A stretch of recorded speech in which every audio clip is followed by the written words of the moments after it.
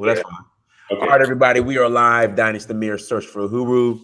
And I have the brothers Igho and Raphael on with us this afternoon. You guys are in the UK, correct? In London. Correct. Right.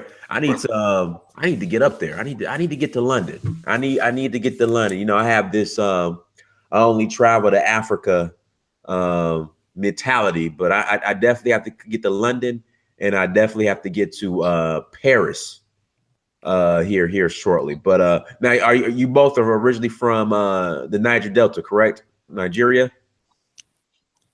I am. I'm from a place called Delta State. Delta State. It's in Niger Delta. It's where, if you know anything about it, it's about where the main oil location in the country is, where they drill the oil. Right. From a culture or tribe, as you call it, called Urobo. But yeah, I'm from that region. I need to cut you off now. You saw the Pan-African a wet dream video, right? Did you see that? Yes, I did. Okay. Yeah. The brother Emeka. Do you guys know him? No. But from his name, he's Igbo. That's okay. Much he swears he's not Igbo. Oh, really? Yeah. Where did he say he's from then? He's from what you just said. How do you pronounce it? Yeah. Oh, well, there are some. Okay, look at it this way. There are some Igbos who live in that area and were born in that area as well. Over time, they've lived in there, but that name is unmistakably Igbo. Yeah, it's unmistakably. I have a friend who's also from the same state, Delta State, who is Igbo. Okay. You know, this is all part of the whole sectioning off and creation of states and borders, that sometimes you get people from a different kind of nation or culture within your own culture. So it happens. But hey, everyone's welcome anyway. Okay. Now he's very anti-Pan-African. He's saying that Niger Delta needs to be its own state because it controls all the resources. Well, it doesn't control all the resources, but it has all of the resources as far as the oil. And of course, Nigeria obviously is exploiting it. The leaders and the people in the Niger Delta are benefiting from it. I actually watched this this documentary on Vice. You know, I know Vice at times is some bullshit. I don't know if you've seen it at all. Okay. Yeah. What are your thoughts on, you know, as far as Niger Delta being its own, I guess, country and completely separating from Nigeria? And then, of course, can you be a Niger Deltan, or if that's the correct term, and I guess protect the best interests of the Niger Delta and also be a Pan-African? Because he's saying you can't do that. What are your thoughts on that? Okay, a couple of things. First, Niger Delta separating. I mean, in the Niger Delta itself, there are about at least 5 nations, 5 different groups. So you have the Urobo, Shekiri, Isoko, Igho. These are all people in the Niger Delta where the oil comes from. They're all separate and they all divide into different states. So to say the Niger Delta to break off means like a number of nations and states to break off, and they wouldn't all do that at the same time or together because they're pretty much independent people themselves. Where I think he's coming from, as I truly believe he's Igbo, he would be along the lines of Biafra, who want to secede. That's what it sounds like to me. Most of them sometimes don't like to come out and say Biafra, but I believe from what I'm hearing, he's Biafra, and we all know what happened with Biafra, which is, you know, they tried to secede from the country, and there was a bloody civil war between 1966 for about 2 years, around 66, and about 3 million Igbos were killed. So a lot of them, and recently there's been someone called Nnamdi Kanu, a guy he started a radio station in the UK, and he was talking about Biafra, and he gained such a big following, and he went back to the country, and he basically rose up again this sentiment of secession, and a lot of them came out from the woodworks and want to separate. So Niger Delta themselves are not calling for secession. The Biafrans are, but they try to claim some part of the Niger Delta as also Biafra, which is not the case. But personally, what do I feel about the breakup of the country? It's a tricky one because most people I speak to don't don't agree with Nigeria disintegrating or breaking up. But what I think of, the way I envision it, I think there needs to be a restructure. So Nigeria has about 400 or so cultures or tribes or ethnicities, 400 or so. They're all independent nations in the sense of description of what a nation is. So, and then when you look across Africa, there are almost 10,000 or more different cultures and individual nations. What I believe, or what I think, what I envision is there should be 10,000 nations. 10,000. Yeah, 10,000 nations. That's a lot. All under, yeah, it's a lot. But that just means 10,000 representatives into a grand super state that is Africa. So it'd be like, I don't know if you ever saw Star Wars, where one of those, where they hold their intergalactic Senate, and you see like this big, huge room with loads of seats. So I envision that sort of thing. Obviously, there'll be subcommittees and smaller entities, but I think every nation should be able to contribute and to have their own self-determination. That's what I feel. All right, so let's jump right into it. I mean, a lot of people in the chat room say 10,000. That's a lot of nations, but let's jump right into it. The Bantu Federation. Break down to us what the Bantu Federation is. Okay, well, Africa currently, some would say, and I would say, there are basically two predominant peoples. There's the Afro-Asiatic, and then there's the Bantu people. The Bantu people reside primarily sub-Saharan Africa. So if you look at Africa, when you see the Sahara and then where you start to see vegetation and going down, that's where most of our population are. Some say they originate from Congo directly. Some say from Nigeria, between the border of Nigeria and Cameroon. Right. But they spread out across that region, and pretty much all of us are Bantu, Black sub-Saharan Africans. So obviously the spread or the disbursement of all of us due to different wars, famine, colonialism, slavery, has caused us to disperse, form new languages, new cultures, etc., etc. So I feel with this drive now, with the African Union breaking down borders, making a continental free trade zone, giving visa-less travel to everyone, is sort of trying to bring everyone back together. And I'm thinking, I'm looking into the future, and what I'm seeing is soon there would be no Nigeria or Cameroon or Ghana anymore. They're all going to be just open, and all you have left is your ethnic nationality that feeds into a greater Africanism. So there'll just be two steps. There wouldn't be I'm Igbo and then I'm Nigerian and then I'm West African and then I'm African. Right. Just Igbo and then African. Let me ask you, so I won't forget, and then please, and I'm sorry for cutting you off. Where would religion play into this? Because you know, with Africans, it's not only I'm an Igbo, Nigerian, Niger Delta, West African, then is I'm a Christian, Muslim, or whatnot. But finish your thought, and we'll go ahead and throw that piece into it as well. Okay, so yeah, you know, there's already ECOWAS, which is the West African type of regional body or state, and they're already thinking of making a currency, possibly called the ECO.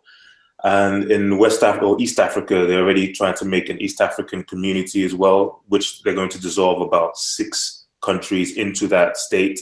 So we can see that this is taking shape, it's taking form.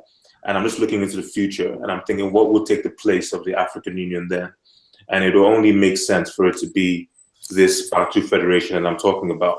That's an identity that everyone can say we have a common, unified existence with, one that would help to bring us together and get rid of any other similarity or divisions like Christianity or Islam.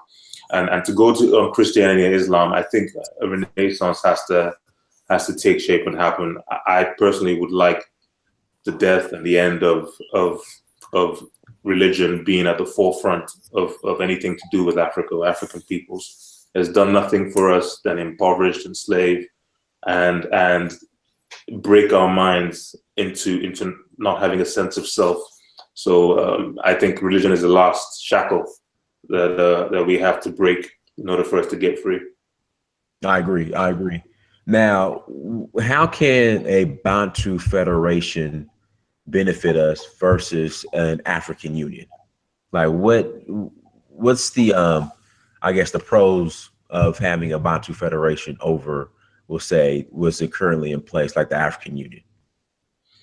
It'd be more efficient. We'll have more of a vision and a direction.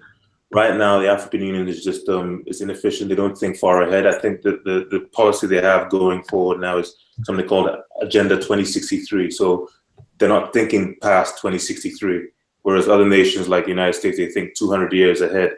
We need to be thinking way, way, way ahead. I think the African Union is corrupt. They don't have people with any vision. We've seen what happened with the slave trade in Libya. You didn't hear a peep from anyone in particular, or just one or two people. We have the agenda of the African Union is not to unite the whole of Africa worldwide, whereas I believe the Bantu Federation can. We saw Haiti trying to join the African Union, and they were rejected by Go ahead. I'm sorry. Go ahead. I just wonder what that was. Go ahead. Yeah. So Haiti trying to join the African Union, and they were rejected. And I think that's just a big shame. And it just begs the question, what they're doing there. It's like an echo. Somebody. Not me. Okay, go ahead. Yeah, I just question what the mandate is for the African Union, because it's definitely not to unite or to take us back to greatness. It's just to, from what I see, it's just to build these business models for foreign Western powers to be able to do business easier or with more ease on the continent. But it's not for the people. We have countries buying up vast swathes of land to be able to set up their businesses, build factories, and bring their workers there. And then they sit there and they let this happen. But when you give it down to the people, one thing the Bantu Federation will definitely allow is it's going to allow power to be at the local level, not at the center, as governments or countries have it right now. Right now, you'd only have the central government of the whole continent, and then individuals will be able to govern themselves at a lower level, not have to fight over resources with different people or various groups in the country. And also, you can be able to form alliances as you see fit. So say someone, an Igbo person, can want to form a treaty or an alliance with someone in Kenya, whereas now you would have to do it through the agreement of the country of Nigeria, whereas now, where in the Bantu Federation, you can just form an alliance with them and form a mini community to do business, if that's the way you see fit. And it'll be a very flexible, fluid relationship going across the continent. So someone asked a great question in the chat room. Arabs, I'm guessing Ethiopians, Eritreans, Somalians. When it comes to the Bantu Federation, what role would they play? Well, Ethiopians, they would. Oh, I see, because they're Afro-Asiatic. They don't consider themselves Bantu. They don't consider themselves Bantu. From what I understand. That's true. Not all of them are Bantu. In fact, most of them aren't Bantu. From what I see is a lot of them have a split allegiance, because currently the groups in the north of Africa have an alliance with the Arab League. So I don't understand how you can have an African Union and then you can have some countries with the African Union and then with the Arab League. So they would have to prove their allegiance, and they would have to leave the Arab League, and there would have to be some concessions made if they were to join. But initially, the Bantu Federation would be only for Bantu, because as it stands, or anyway, there's a two-state Africa. There is Northern Hemispheric Africa, which is Arab, and Sub-Saharan, which is not. So that hasn't changed. It's not up to us to change it for them. They have to prove their worth, just like how Morocco was trying to join ECOWAS West Africa, and they weren't allowed. because you can't be part of an Arab League. I didn't. You know what? That makes sense now. Okay, why weren't they allowed? Because they are Arab, I guess, or identify as Arabs before Africans, or no. I mean, it was put merely on business terms. Nigeria was the one who really blocked that move because it was economic, because they didn't want European goods which come in through Morocco would flood the West African Union. And then obviously Nigeria being the biggest player in West Africa, it would affect their economy. So I think that's what I believe is the real reason. Okay. I have the other two brothers on mute right now because there was just a lot of noise in the background. But whenever you guys are ready to join in, can you hear me now? Yeah, I hear you now. Go ahead. Good. Hey guys, this is George. I'm the brother to Igho in this situation. We discuss these kind of things very often. Mm-hmm. I have my own stance on these situations, especially this subject. Just a background quickly. I'm born in Britain, Ghanaian background, raised in a Nigerian background, also from the Niger Delta also. So I've got perspectives on different angles.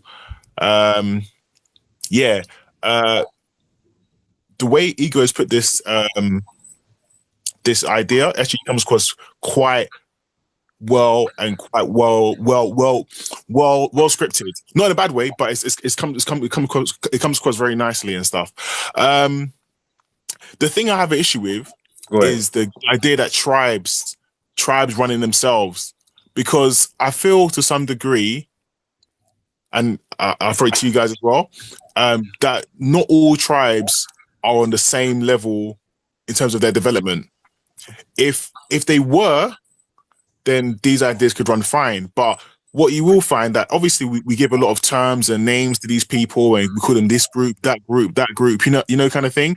But in actuality now, they, for any group of people to manage themselves or to do anything with themselves, they need to be at a certain level to really do that. So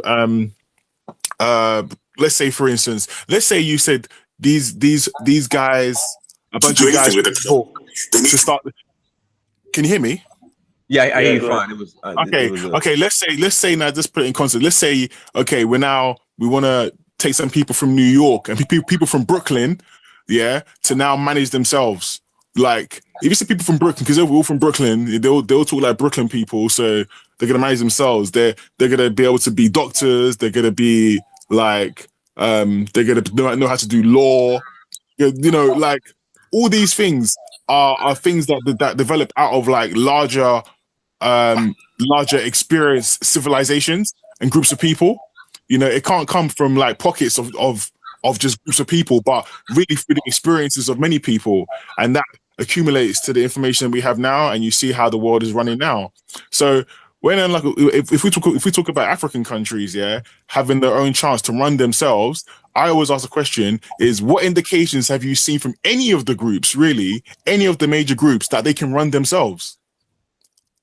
Are the Igbos, for instance, fully fled, writing their own languages, writing books in their own languages? Are they teaching their kids, and then somehow Nigeria is holding them back from doing this stuff? No, they're not. Igbos are not going out their way to make sure that all the children can speak Igbo, all the children can write Igbo, or they're pervading a type of thinking which is only coming from Igbo backgrounds.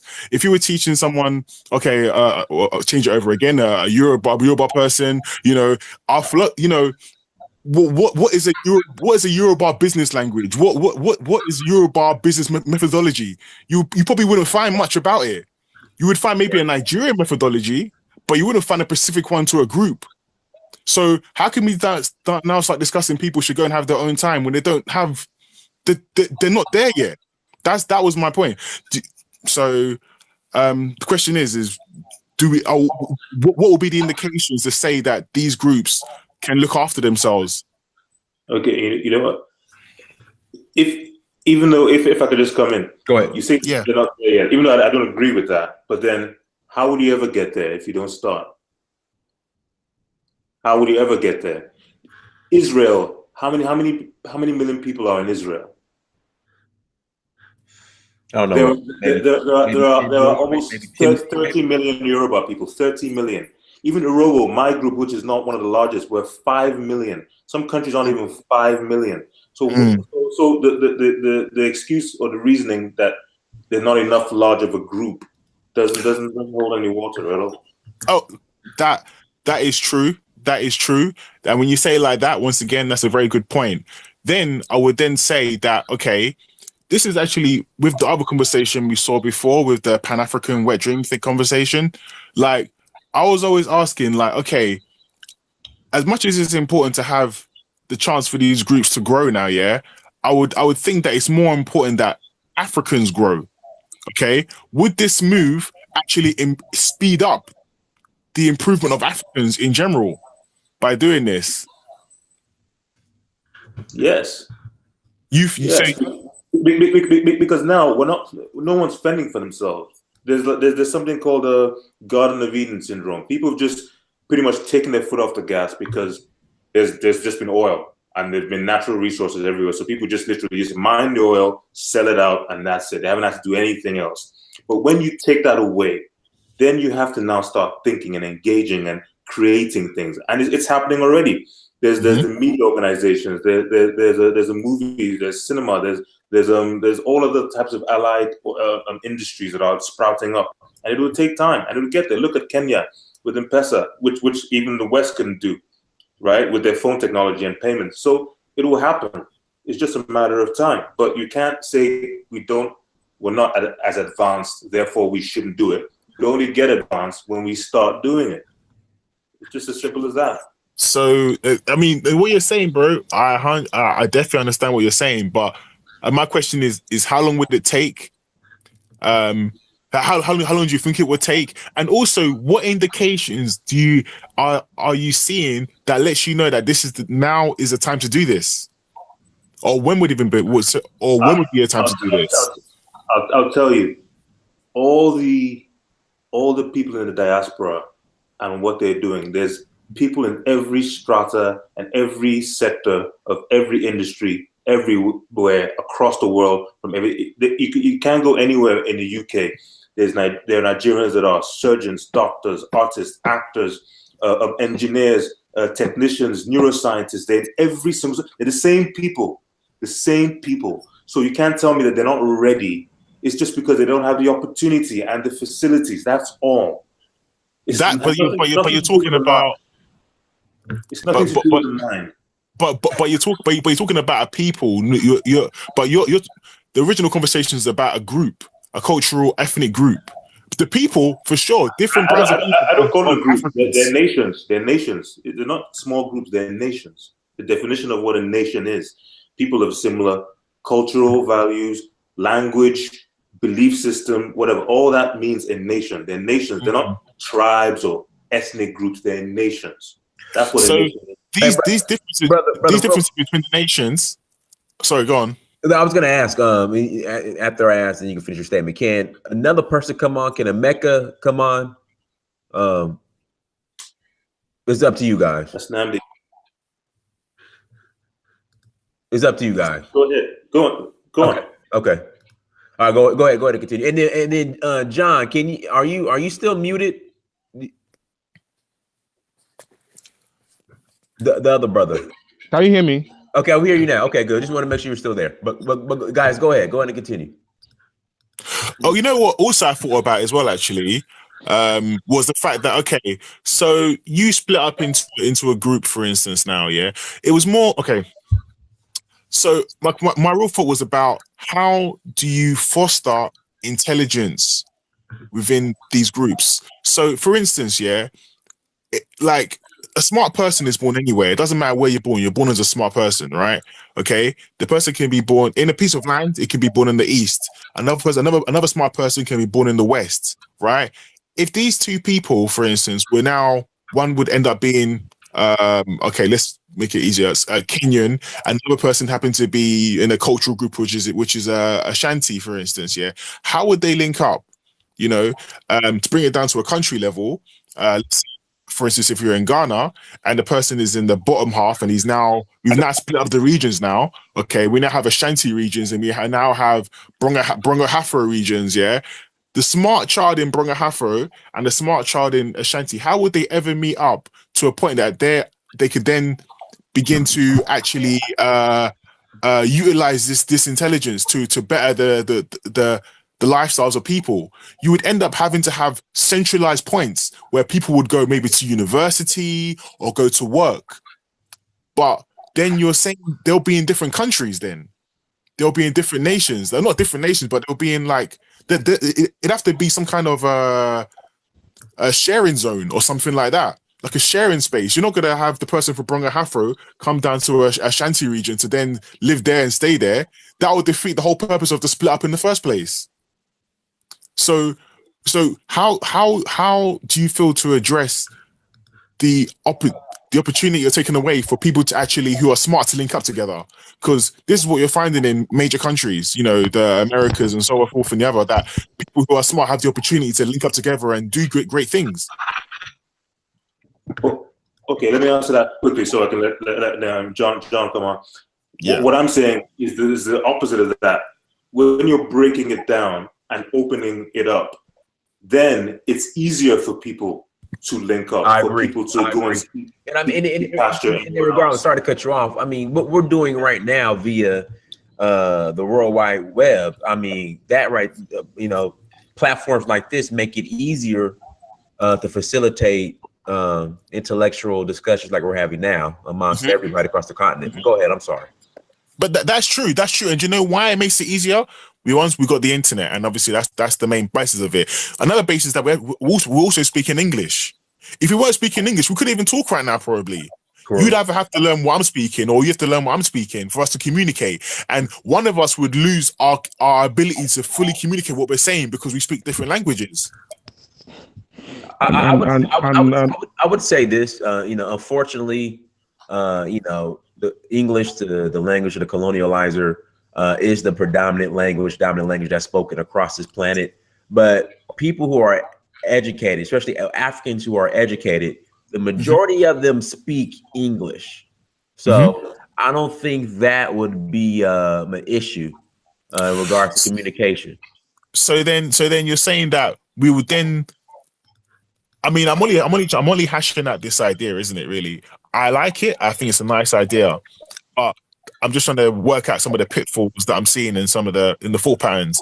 So we are now in our own countries. We're all speaking our own languages, right? We're now going to find our medium language to communicate between each other is going to be English. No. Okay. I would say. Let me come in. I would make the medium language Swahili. But for the time, I'm just saying, let me. Since the majority of, I would say, Black people on this planet speak English, we could start with English until everyone learns one central language, whatever that language might be. Okay. Let me come in. At least listen to the conversation back and forth. I think the fundamental questions we need to ask ourselves is, how do nations form? How do nations form? We all speak English on this platform. How did English become the predominant language in the world? English and French, how did they become the predominant language? It was by conquest. And the same thing also pertains when you're looking at it from Africa. Okay, the same thing pertains when you look at it from Africa. There are different languages that are being spoken across the continent. You made mention of Swahili, but a lot of people don't know that Swahili equally has Arab origins as well. So there's a fusion between languages in East Africa and Arabic language that fused together. That fusion led to the emergence of Swahili, which is spoken predominantly in East Africa. Okay, so if we're looking at languages from that perspective, we equally have to look at the way languages were formed and how it leads to nationhood as well. There are numerous examples I can give. There are numerous examples on how people can come together, because I think that it's about nationalism. Think about an ideology, about a group of people, regardless of their social or ethnic or tribal background coming together for a belief. Might be nationalistic, it might be Pan-African, whatever. Both of them agreeing to come together. We saw it in South Africa during the times of them Shaka Zulu, and how it was able to annex a lot of the lands in Southern Africa and made those lands begin to speak Xhosa. Or even though they don't speak Xhosa, they speak languages that had certain tributaries with the Xhosa language, or is it the Igbas in West Africa, or in what we today know as Nigeria, who had running battles with the Benins and the Dahomes in Togo, that took Yoruba language across its origin from Nigeria to other parts of West Africa, or is it the Ashanti? So we've seen how language is spread and how it has been used as a tool to bring people together and as a tool for a common ideology. There is a crisis now raging in Cameroon, predominantly in southern Cameroon, by a group or multiplicity of ethnic group that speak English, and collectively they identify themselves as Anglophones. Yes, that's what they call themselves.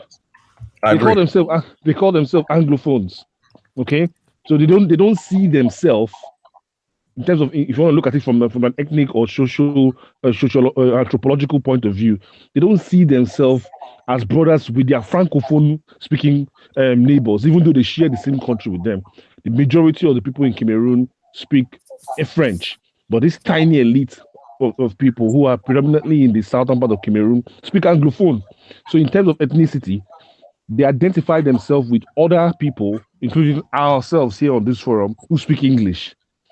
Okay, so I think that we need to look at it from that perspective. The strong would always dominate the weak, so we will not always have a multiplicity of different languages, or we would have to agree on a particular language, and that has to be either agreed or something that has to be enforced. Sadly, that's great. Real quick, I just want to make an announcement. Everybody, thank you for joining us. Please get the likes up as you enter the chat room. Share, like, super chat if you can. Also, brother Emeka is also in the chat. Emeka, can you hear us? Yeah, I can hear you. Okay, but brother, go. Can you hear me? Okay, good, brother. Go ahead and finish what you're gonna say, and then Emeka, you could come on and give your thoughts on everything. Okay, I was going to say, with regards to the language, what we can do, and I can see some people are saying, is there any point in adopting, say, Swahili, or just keep it English? But I wanted to give another angle, because in Indonesia, some time ago, when they got their independence and they wanted to unify the people, they created a language. They actually hired experts, language experts, to take bits and pieces of the different cultures or tribes, if you'd call it, and they merged it and created a language that they all use till this day. So that's something that could happen. It could be a bit of Swahili, a bit of Twi, a bit of Yoruba, on just decide on one language, teach it in the schools for 60 years, and everyone will know it for sure. So there are many ways to do it. I mean, in Nigeria, they insist on 3 languages, which is Yoruba, Igbo, Hausa, whereas they're like probably 300 plus. That doesn't make sense. So you should be able to pick and choose or decide on one that we could all use. Unfortunately, for now, it's just English. Oh, cool. All right, Emeka, how do you feel about the discussion we're having? Good evening, gentlemen. I joined in late, so I didn't catch up with everything, but Emeka is the brother from the Niger Delta who believes in separation at all costs, which I don't agree with, but that's how he feels. Yes, I'm a separatist. I did. This is one for Namdi. Excuse me? Yeah, go ahead. Go ahead. Go ahead. Go ahead. I said this is one for Namdi, my friend. Never mind. Go ahead. Okay. So anyway, I think we Africans were making a big mistake. We don't even know what nations mean. In Europe, the first nations were England and France, due to the fact that they had these feudal systems. The Duke of Normandy William the Bastard became William the Conqueror of England, and later on the Plantagenet family were dukes of Normandy and kings of England at the same time, which led to the 100 Years' War later. And they had French people fighting other French people in the name of feudal overlords and feudal royal systems. So after the 100 Years' War, they had this nationalist mindset of, why should I fight my fellow Frenchman? Why should I fight him because of an English lord? My English lord speaks a different language, and I am fighting my fellow Frenchman because he's the overlord in my area. And that is how nationalism was born in Europe, for example. People understood that linguistic, ethnic, and cultural homogeneity is of utmost importance to have a functioning nation. A nation is a group of people that have same cultural heritage roots, linguistic roots, history, and all this. So I know that you guys are Pan-Africanists. I was once a Pan-Africanist, and I'm a realist today.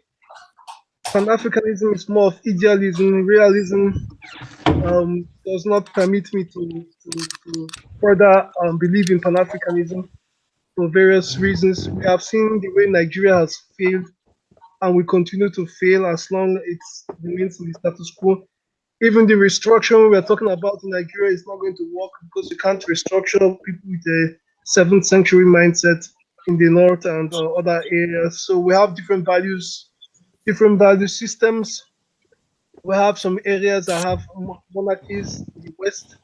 In the Midwest, we have them also in the Fulani caliphates.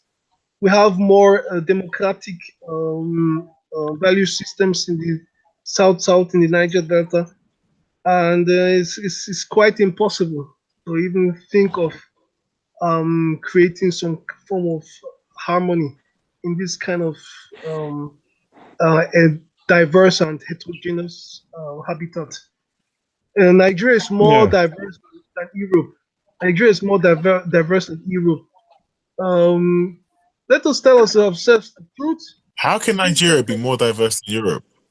Yes, it is, because Nigeria. Yeah, can I like Igho, like Igho mentioned. And Mecca, let him respond. Mecca, let him respond. All right, go ahead. Okay, like Igho mentioned, this is one area I'm definitely very passionate about. Yeah, but I'll just quickly respond quickly. There is this myth about this homogeneity that exists in Europe, that existed in Europe, and that created the basis for the nationalism that swept Europe in the 16th century. Europe has never been, none of the European states that we see today has never been nationalistic or homogeneous. England, where I reside, was never homogeneous. The Romans named England Britain. That was the original Latin name they gave to them. Because of the different tribes that existed there, they felt that those tribes were largely ignorant, and they named them brutes.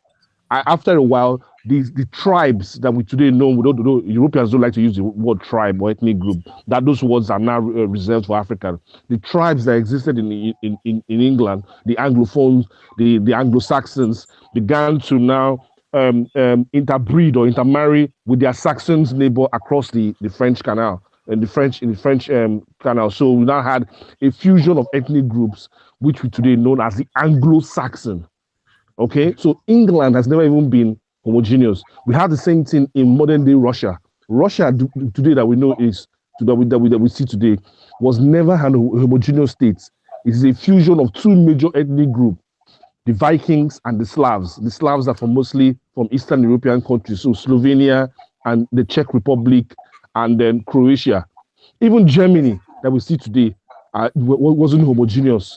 They were a fusion of different ethnic groups, the Goths and the Visigoths. These are the two major ethnic groups that led to the fall of the Roman Empire. So Europe has never been homogeneous. Even in the United States, there were different ethnic groups that settled in the US. You had the Native Americans. You had the Dutch who settled in predominantly New York. You had the English who settled in Massachusetts. You had the Eastern Europeans who settled in the areas where there was the areas where the likes of Andrew Carnegie began to build the U.S. Steel. You had the Spanish who settled down in what we today known as Texas. We have the Germans who settled down in areas like in Minnesota. So all these different European ethnic groups came together under one leader called George Washington, and they formed a nation known as the United States that we all know today. So the concept of the fact that because we have different African countries who have different ethnic background, including Nigeria, cannot be a nation, I don't tend to agree with that. I am from the Niger Delta myself, but I believe that nationalism is an ideology that is built. Nationalism is an ideology that is built. I went to Turkey. Let me just quickly round up this. I went to Turkey not too long ago, and I began to research about the origins of Turkey. Turkey used to be known as the Ottoman Empire, and there were different ethnic groups that existed in Turkey. You had the Christians from the Byzantine, you had the Greeks, you had the Cypriots, then you had the Arabs who came from the other parts of the Mediterranean, who settled in modern-day Turkey. All these people formed what we today know as the Republic of Turkey, under one leader who we today know as the Ataturk. The international airport in Istanbul is named after him. Again, a multiplicity of different ethnic groups from different backgrounds, from different religion even. They came together to form one country that we today known as Turkey. I agree with you on one angle, which is nationalism was the ideology that the Europeans and other countries used to overthrow their overlord, i.e. their monarchy or their feudal leaders. So I agree with you with that, but nationalism is an ideology that we can use to bring our people together. Nationalism and Pan-Africanism. What do I have to do with Islamic Hetzman, for example, in the north? What connects me with him? He believes in a sultan, in an emir. He believes the word of the emir is sacrosanct. I have a council of chiefs in Yahualand. He is a Muslim. I'm a Christian. He has a different value system. The way his education, everything is different from me. Everything is different. I will say, which nationalism? Where is the common ground? That's a good question. What will be the common ground? Go ahead, brother. Well, we're black. That's number one, but go ahead. That is enough. Oh, there we go. That's enough. That's what I'm saying. That's enough. That's what I don't understand. Like you like if we're pushing for these things, I get it, because well, in the Niger Delta case, it's all about this oil. That's what it's about. It's not because I want to drive on the left side. Let him finish. It's not to do with things like I want to drive on the right side of the road, or I believe that the way they do toilets is incorrect in Nigeria, so I want to do it this way. It's nothing to do with that. It's just about this oil thing and this money stuff. Because if it wasn't for these things, they're pushing for what? Because what ideologies or what things do the Niger Delta have? I'm not putting down the Niger Delta, but I'm just saying, really, what things do Niger Delta have that they need to try, and if they had their own time and their own way to purvey, they would. What things would they are they being stopped from doing? What things are Niger Delta is being stopped from doing? Other than running themselves, what things, what improvements can they not embark on that Nigerians are stopping them from doing? The problem is this. The problem is simple. Pan-Africanism, the ideology of Pan-Africanism, the bandwidth in Nigeria is very low. Okay, so from the foundation, we missed it. Nigeria missed the opportunity to build upon that foundation. So and the result of which we created a multiplicity of ethnic groups who have allegiance only to their own ethnic group and their own region. Whereas we have in other African countries, including Ghana, including Tanzania. I mean, if you read this book, The Destruction of Black Civilization, authored by Dr. Chancellor Williams, you will see how it chronicles how the country named Tanzania was formed. Tanzania is a country that has a Christians, Muslims, and different ethnic groups who settled there. But one man named Julius Nyerere fought to bring that country together. Today, all Tanzanians see themselves as one. They don't see themselves on the basis of ethnicity. That's don't. true. That's true. They don't see themselves like, oh, I'm this from this tribe, I'm from that tribe. It's the same thing with the same thing Ghana, Nkrumah did in Ghana. He broke down all those ethnic barriers and brought the country together. We saw the same thing with Kwame Ture in Guinea. We saw the same thing in Kenya under Jomo Kenyatta. We saw the same thing in Egypt under Gamal Abdel Nasser. These were leaders who brought down the differences between their country and brought them together. But unfortunately, in some African countries, including Nigeria, they did not get that foundation right. This is the reason why the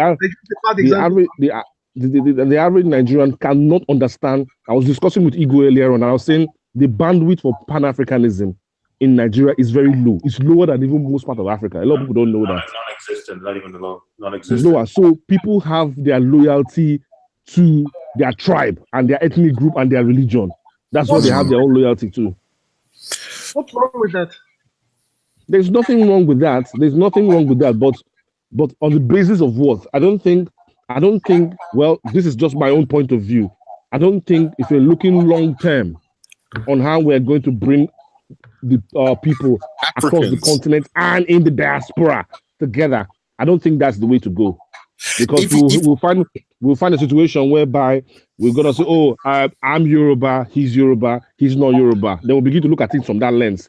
And I was listening to a video, a speech a leading Pan-Africanist said in the US recently. He talked about the differences between African nationalism and Pan-Africanism.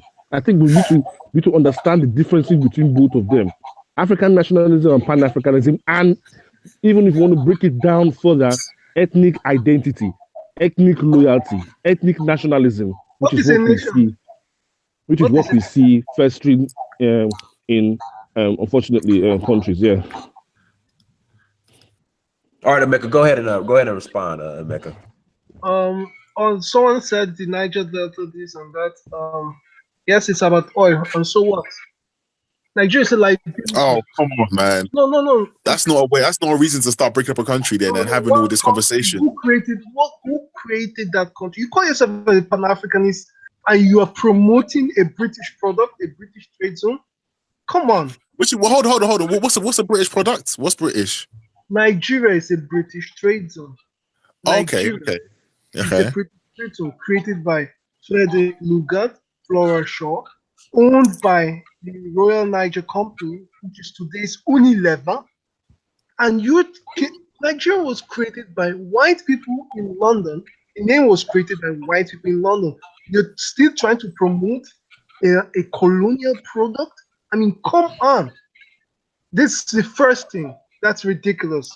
Secondly, Nigeria is a liability. Okay, no, that one I understand. That one I understand. Go on. Nigeria is a liability to my region. Nigeria is a liability to the Niger Delta. We never need Nigeria, but Nigeria needs us. That's the first thing. Everybody knows this, because 90% of the budget comes from us. In my own village, I agree. I have oil. They're paying my cousins 30,000 naira, which is not up to 100 even, just to do some rubbish staff work. Why they bring in people from the west of Nigeria to earn fat dollars with foreign expats. A lot of injustice in our region. Headquarters in Lagos. I agree. There's a lot of injustice. Headquarters in Lagos, while the oil is from our place. We built Lagos with our money. We built Abuja with our money. We built Kano with our money. Yet there's nothing in our place. We don't need Nigeria. Nigeria needs us. So, how can, in German it's called, der Schwanz kann nicht mit dem Hund wackeln. How can the tail be shaking the dog instead of the dog to be shaking the tail? So, let's be very honest. Yes, you might call it a selfish reason, but self-preservation is very important and it's a human instinct. So why should we continue, for me, my people, and for my region, my own region, to continue to sacrifice and suffer in the name of unity? And why should I talk about a nationalist agenda, a pan-Nigerian agenda, when I'm suffering in this pan-Nigerian agenda? I've been deceiving myself, talking about one Nigeria, displeasing myself, displeasing my people, trying to please other people that don't value us. So it is time for us to please ourselves, please my people, please my region. This is the age of nationalism. It has been kicked off. There's no going back. Europe went through this when the Ottoman Empire broke, when the Austro-Hungarian Empire broke. You saw the different nations, Czech, Slovakia, Hungary, Moldavia, all these nations came out and they are all peaceful now. So we have this mega colossus, Nigeria, a big sick man, just like the Ottoman Empire was a big sick man. And today we have Bulgaria, Serbia, Montenegro, all these from the Ottoman Empire. And that is how Nigeria is going to break up. And we're going to have more, maybe not absolutely homogeneous, but more homogeneous nations according to cultural, linguistic, at least religious background as well. Can I ask a question to the panel? Do you think what Emeka is proposing, is it selfish in regards to the resources of the Niger Delta only benefiting the Niger Delta and staying within the confines of the Niger Delta? It's not selfish. It's I actually support the idea. Okay. He's actually right because the resources from the Niger Delta has been used to exploit the people there. I mean, you only need to visit the Niger Delta to see the level of poverty. Somebody's echoing if in the background. If you're watching the replay, if you can just mute that the screen or the live stream that if you're watching it. Yeah, so he's actually right when he said the resources in the Niger Delta has not been used for the full benefit of the people residing in that region. It's been largely used to exploit the people living in that region. So I totally agree with him on that. But I think that there are solutions to the problems of that. One of the problems Nigeria has is that the country doesn't, even though the current structure was supposed to be modeled to operate as a true federalist state, where each of the components are supposed to be autonomous in how they generate their own revenue. That is sadly not the case. So it's a democratic country, but still has military infrastructure. Real quick, brother. Somebody, if you're watching the replay on YouTube, outside of the, I guess, the Google Hangouts, if you could, I guess, mute it, because it's you can hear the replay in the background. Yeah. Yeah. So.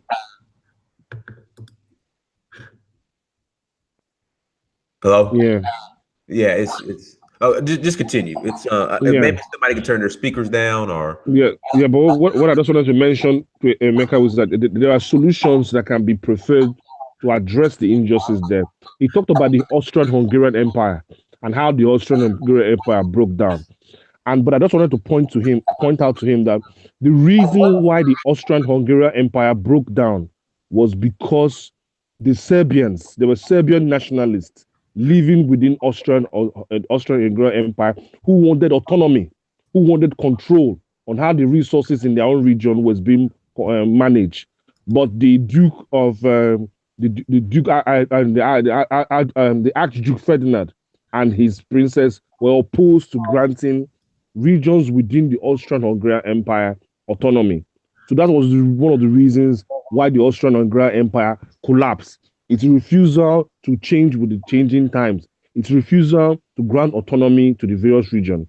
He talked about the fact that Nigeria is a British creation. I agree with him, okay? But he also has to remember that Britain today is a Roman creation. It was a creation by the Roman Empire. Yeah, the name Britain, I mentioned earlier on, the name Britain is Roman. It's not even English.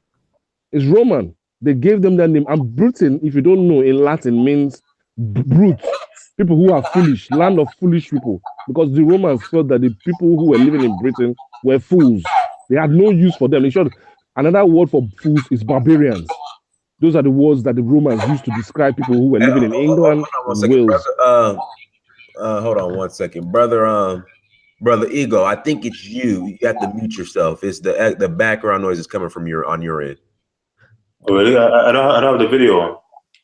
Yeah, but for some reason it's still coming from your end. I don't know why. But if you mute it, and then when you want to come on, you can unmute it. Okay, I'll do that. Okay, go ahead, brother. Yeah, so the solution, I think, to addressing the injustices, and not just only in Nigeria. Okay, I want to point this out because for our viewers who are watching from around the world and around the continent, it's not just. I mentioned earlier on to yourself, Uhuru, about what was going on in Ethiopia, or how the Tigrans in Ethiopia were essentially controlling the resources in Ethiopia to the detriment of the Romos, who accounts for about 40% of the population. So you have the Tigrans taking over the land, the resources, and all the political and economic appointments to the detriment of the Romos. Okay? The Romos have been protesting just the way you see people in the Niger Delta. But in the case of the Niger Delta, it's even gone worse. People are taking arms, kidnapping, and other kinds of environmental degradation has taken place. So this problem that we see in Nigeria is a microcosm of what we see happening across the continent, even in southern Cameroon as well. Okay, these are the people who, at the point when they had their referendum in 1961, they chose to succeed from Nigeria and join Cameroon. And one of the reasons why they chose to succeed and join Cameroon was because the then president of Cameroon promised that they were going to give them autonomy when they merge with Cameroon. But that didn't happen. As they began to go through the birth of a new nation, that formal agreement broke down. So again, we are seeing rather at different parts of the continent, regions who are clamoring for more autonomy on how their resources is being run, and because the authorities are not listening to them, they are demanding for their own nation states. It's true. This is true. So can I say something on Austria? Hold on, let the brother Yeah, finish. You can make his point. Yeah. Let the brother Emeka go ahead and make your point, and brother Igho, you can come on in. Is that all right, brother Igho? That's cool. Okay, Emeka, go ahead and finish your point, and brother Igho will come in. Well, we have one problem: people disrespecting ethnic nationalities within Nigeria. I mean, okay, in the Austrian Hungarian setup, the Austrians and Hungarians saw themselves as overlords over the entire region, and they didn't want to give this other Slavic actually Slavic nations their own autonomous setting. So they were like, okay, we have Austrians, we have Hungarians, then we have these other Slavs, and now in Nigeria we have the Hausas, we have the Yorubas, we have the Igbos, the Wazobias, we call them. And at the end of the day, nobody will give me, as an Ihoro man from the Niger Delta, from Rivers State, my own special treatment I deserve. Nobody can treat me the way I would treat myself. So I don't see why we should continue to play along in this system. Austria-Hungary broke because they couldn't manage this extreme heterogeneous setup, and Nigeria will break as well because Nigeria can never manage this extreme heterogeneous setup. We're all deceiving ourselves. We're all trying to save what we cannot save. It's going to break one way or the other. There is no way. Yes. I was saying that I do think, even though what you're saying is highly relevant, and I do think Nigeria's situation is particularly perilous. I think we're getting a little bit knuckled down to the original concept of this conversation, which is about nations and ethnic group nations across Africa and stuff. Really, what is a nation? What is the definition of a nation? Can you give me that? It'll be a group of people believing in one ideology, or believing in one ideology, going in one kind of direction. Ideally, that's what I'll consider a nation. Well, a nation is a group of people that are related to each other. I think you know Okay, that. that's. I think that maybe that's then a different way of putting into it. But the term of nation is above that. If you're talking about a group like I would say an ethnic group, that's what I would relate what you just said. A But nation when I is think of nations, officially I'm thinking of nations with differences of different backgrounds, but in together as one place. a nation is officially observed as a group of people who share the same cultural identity. They share the same But language, in culture, the other conversation that we had, the other conversation that you had with I forgot his name now, the guy from Ghana, he also said that when does this stop? When you talk about that people identifying as groups, because everyone comes from somewhere. So at what point does this stop? You got to Oh make, my- you make a great point with that. Is the rule that someone stay there for 500 years? Okay, now you're officially a group. Or is it 1,000 years? What defines your group? What makes you who you are? You were not born as who you are as a group. You were never born as who you are. You're a constantly merging group of people that merge into something else. Okay. So when you're holding on to these things now, yeah, how does it end? How does it start? You know, because if you're being complex about the situation right now, if someone came in was more complex about it, they could say that you're not from where you are right now, and that you're from, I don't know, you're from middle of Chad. Modern day Chad is where you guys are originally from. And someone will say, no, I'm from the middle of modern day Congo. Like, everyone moved from somewhere to somewhere else. So at this point in time now, what happens next? Right. Let's do this. Let Igho. I know he wanted to jump in, and then Mecca, you can respond.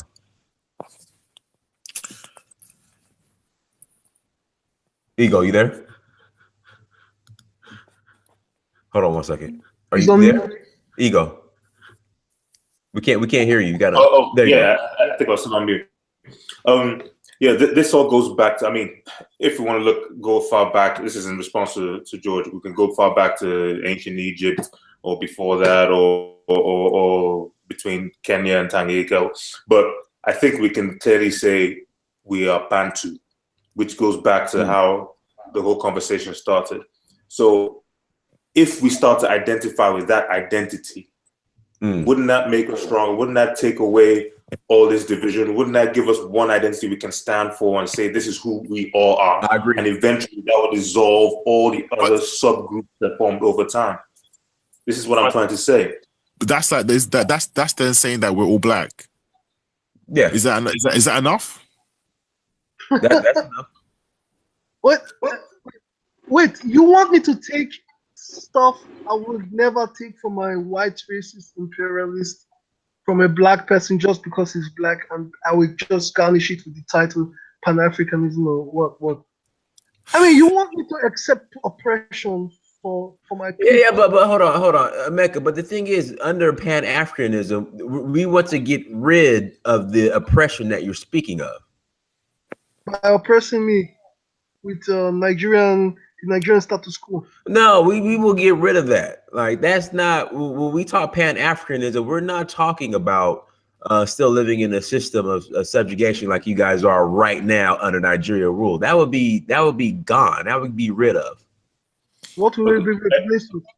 And Mecca, I don't know if you came in at the very beginning when I was talking about this, but I don't know if you heard about Bantu Federation. Did you hear me? Were you online at that point? I don't think he was. He wasn't. Go ahead and explain Bantu Federation. Okay, I'll do it very quickly so I don't bore anyone. I was saying the vision that I keep espousing is a Bantu Federation. You know, Africa is pretty much Afro-Asiatic and Bantu, sub-Saharan African. So imagine a future where sub-Saharan African, there are no borders, no countries, every independent nation, so there'll be Igbos, whatever, all these other ethnic groups or nations that will now form a kind of super state parliament into a one nation Bantu Federation, all the way from sub-Saharan Africa, all the way down to South Africa. Would that solve your sort of problem, where you have the power, obviously at your nation state level, but then you feed into the next level above is just a super state, and you feed into the super state.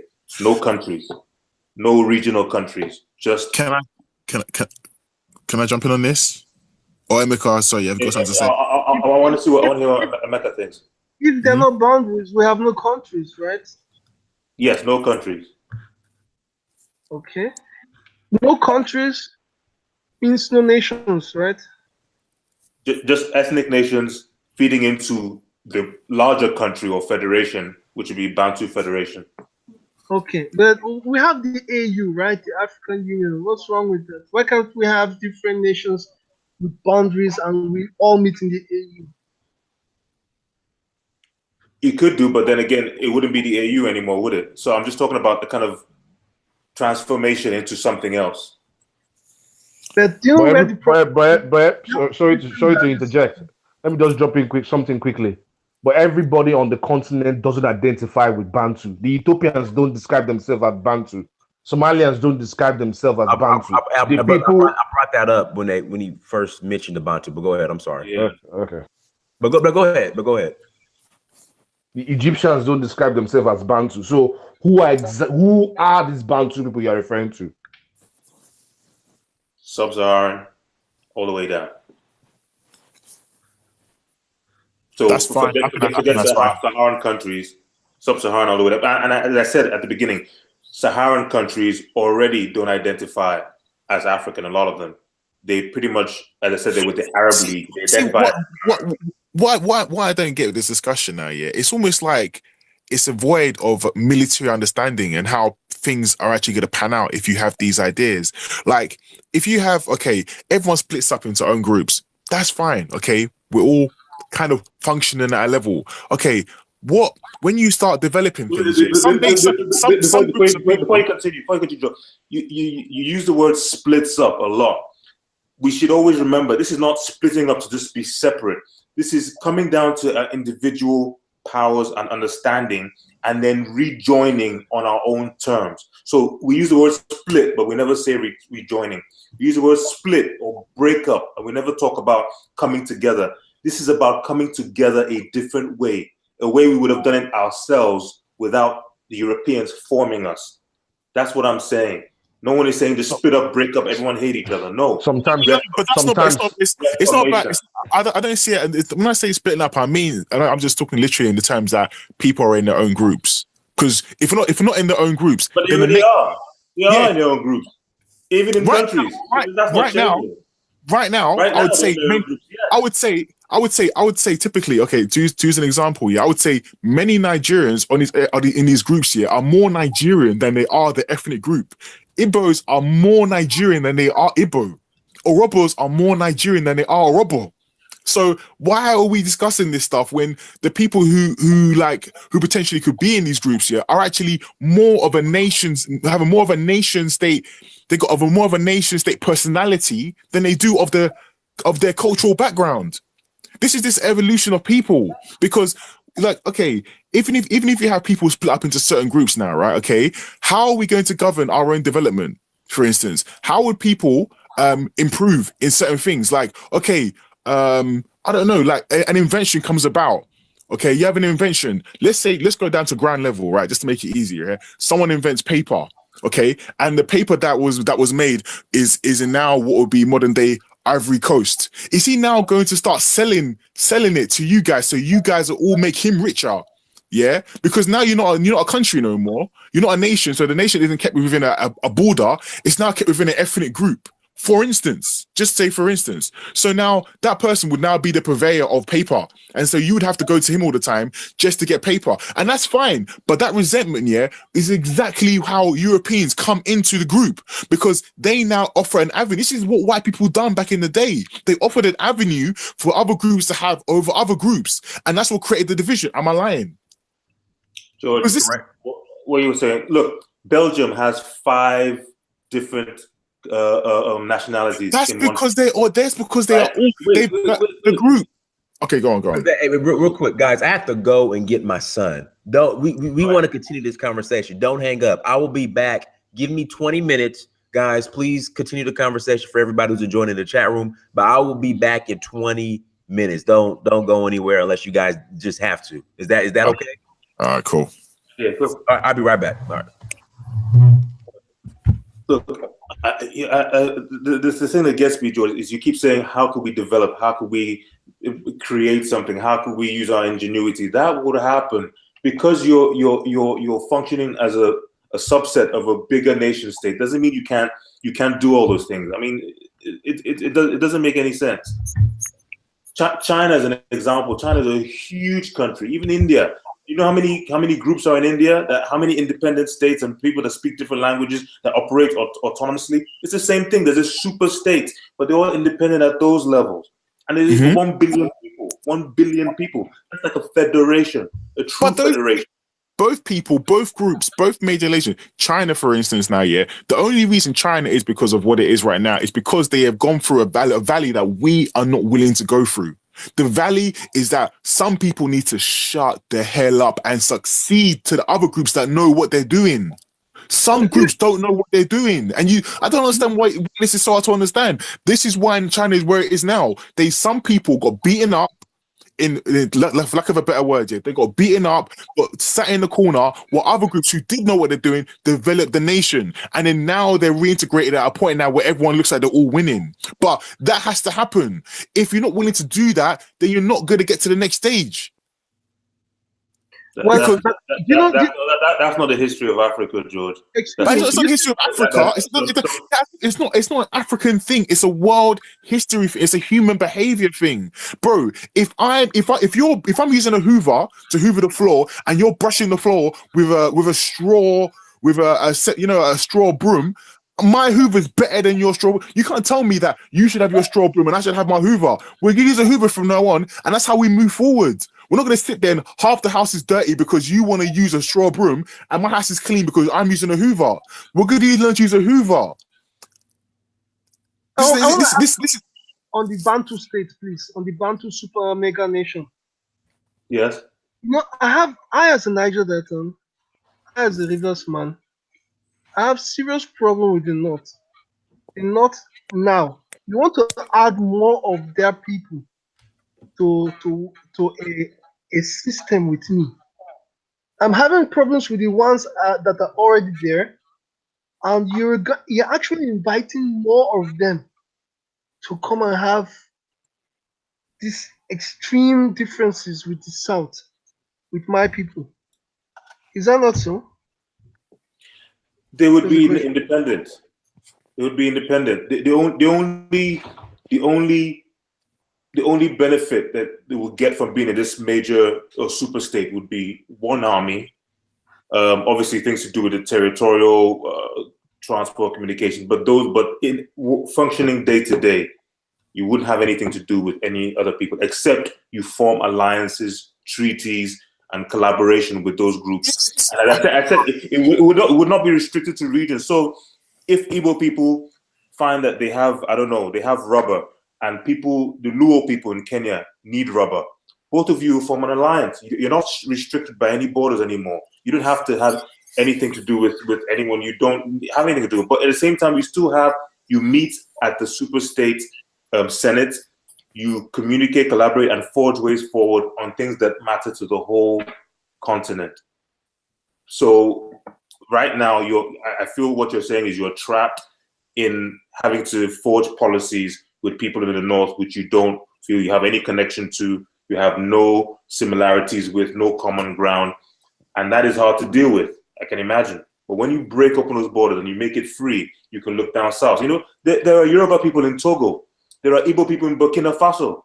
So now they're just restricted by these lines. That's what I'm saying. I don't know if you get my point. Oh, okay. It's happened before. Let me just come in briefly, okay? It sounds very idealistic, but it's happened before, okay? When Mussolini invaded Ethiopia, so I like to look at things a bit more broadly. When Mussolini invaded Ethiopia, okay, and for the African Americans who are watching us, I want to also commend them for the role that they played during the battle between Ethiopia and Italy. When Mussolini invaded Ethiopia, he carved out certain parts of Ethiopia, which the leader, the Emperor Haile Selassie, could not do anything at that point.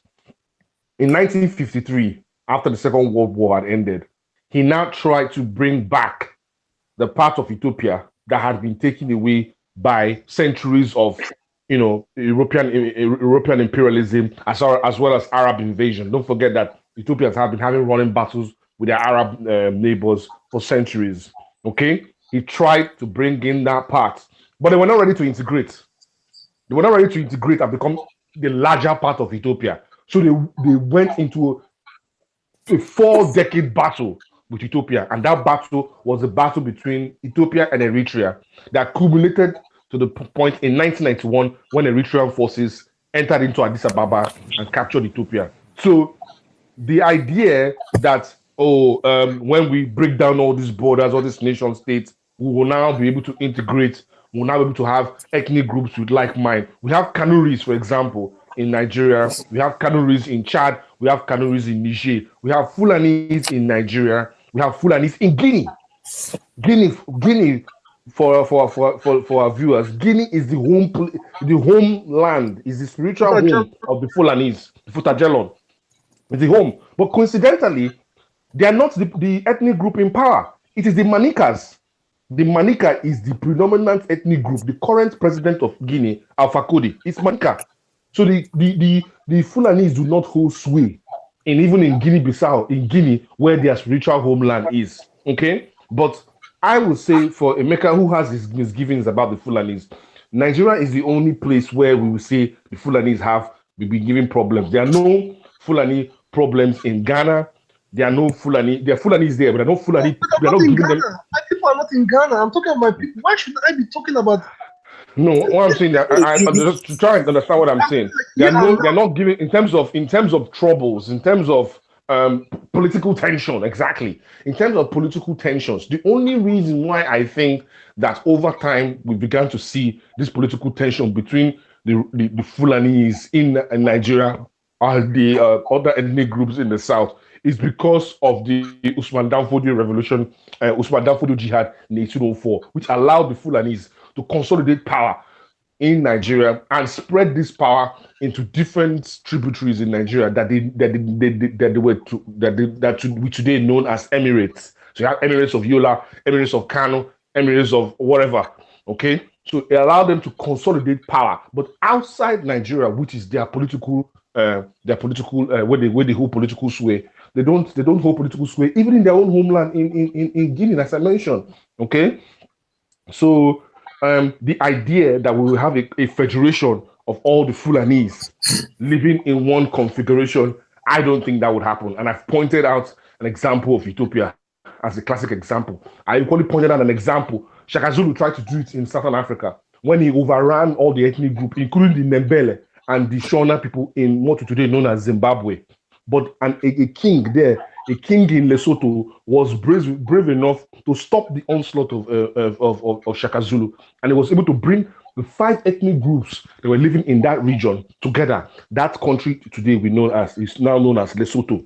So the people, the King Moshoeshoe was one of the kings who resisted the imperialistic invasion of Shaka Zulu. So again, you can't. I thought you were going to say Wakanda for a second. No. I think it was from that. I think the script from that Black Panther was taken from Shaka Zulu and his battle with King Moshoeshoe of modern day Lesotho. So again, the idea of breaking down the current nation states and fusing them with the different, because we have Luos in Kenya, we have Luos in Tanzania, but because of the fact that the way Africa was essentially configured during the Berlin Conference, we have different ethnic groups that now fall into different nation states. But breaking down that nation state and fusing them, I don't think it's going to be as easy as you think. Yeah, okay. So for a question so it's like a for and against kind of thing right now, yeah. I'll give it to Igho because I like the conversation of the Bantu as opposed to just talking about the Niger Delta. So for the Bantu nation, for instance, yeah, in your estimations, what groups do you see in Africa so far, tribes that are autonomously or show indications that they're looking after themselves and they have an ideology that requires, separation from the rest of the group?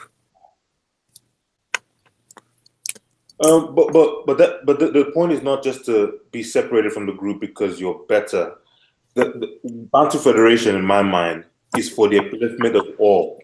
There would be those. It's almost like the division of labor. So I understand Emeka's point. We don't feel people from the north are contributing much to the country. There's very low education. A lot of the resources are going up there, pretty much just financing. Their liability. Let's just speak it out. Their liability. Not Nigeria. Not Nigeria. I'm talking about groups in general.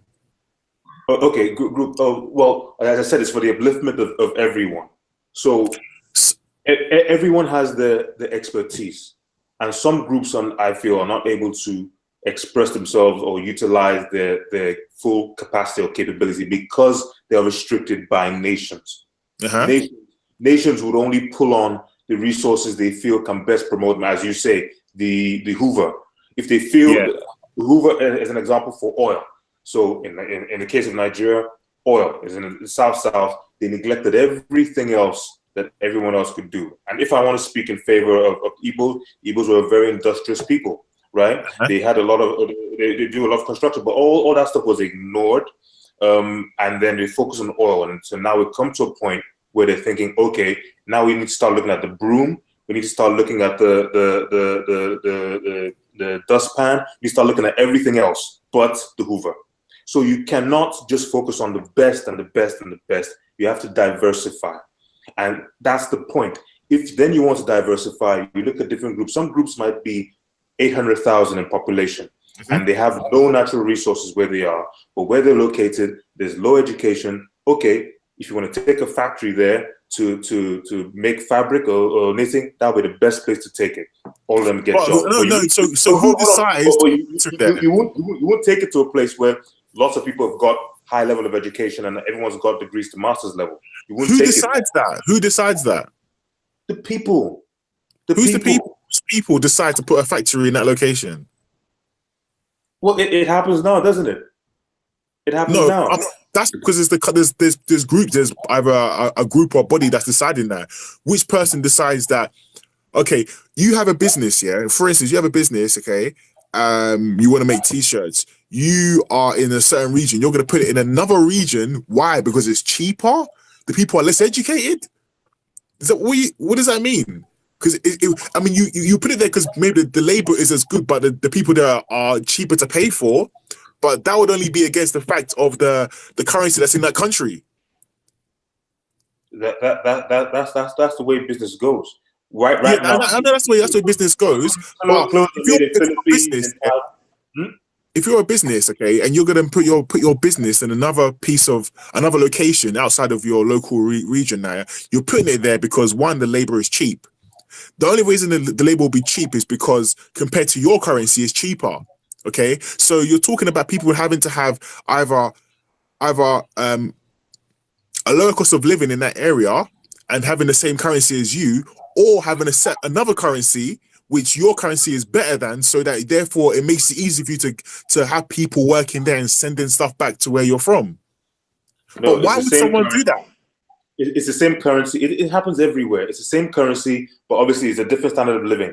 There's no point when you don't have like malls and supermarkets that sell flat screen TVs up in somewhere like in somewhere in the north. There's no point. You're not going to spend your money on flat screen TVs. You're going to spend on things you need to eat, and things you need to get a house.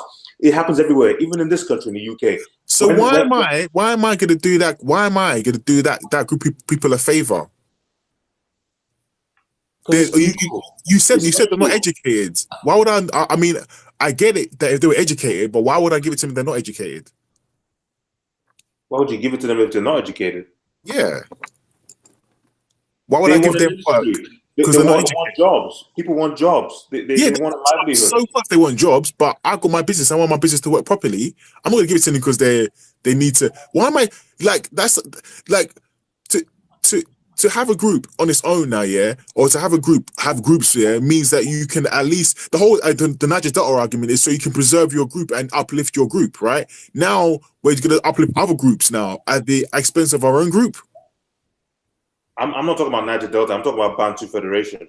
Okay, even in the Bantu Federation style. Listen, let me say this again. Yeah, I'm not against what you're saying. I'm just trying to hash out the idea behind it, because these is like even just generally Pan-Africans or non-Pan-Africanists, yeah, like to move properly in this African vision now, yeah, like we got to get over some of these large hurdles and be able to agree on it and move forward. Because if not, we're having this conversation. This conversation is an old conversation. You know, not in a bad way, but it's an old conversation. It's been had by many intellectual people that know of these things before. You know, Emeka is a perfect example. When I saw him today, I thought this is another intellectual person who has these ideas and, you know, and everything. But we have to hash out these things to make sure they make sense. And then if we understand them, move forward. So we're using an example of businesses right now and everything. I'm just saying that why would I, in my own, I now have my own group now, why would I take myself to go and help another group? And even if there were another group.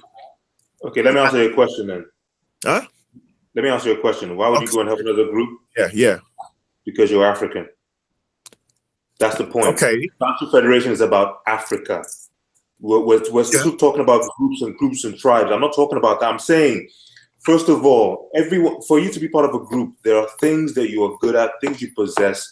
Your culture is a basis of what you are, your experiences and what you're good at. You know, till this day, you can pick people from different groups, and there's an expertise that comes from all those groups in every country.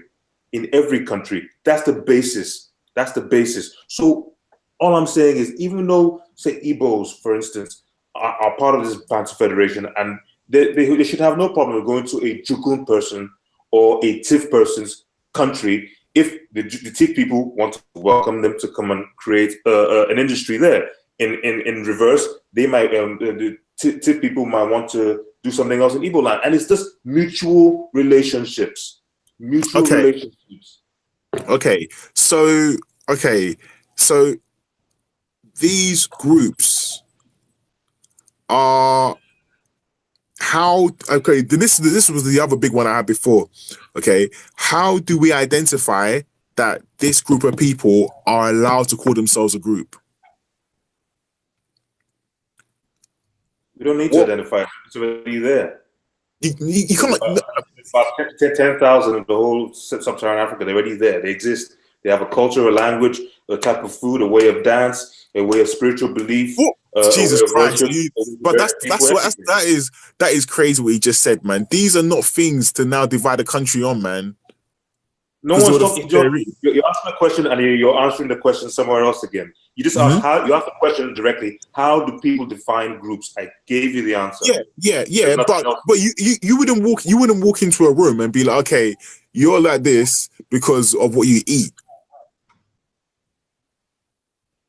It's just what you want to bring it down to. You know what I'm saying?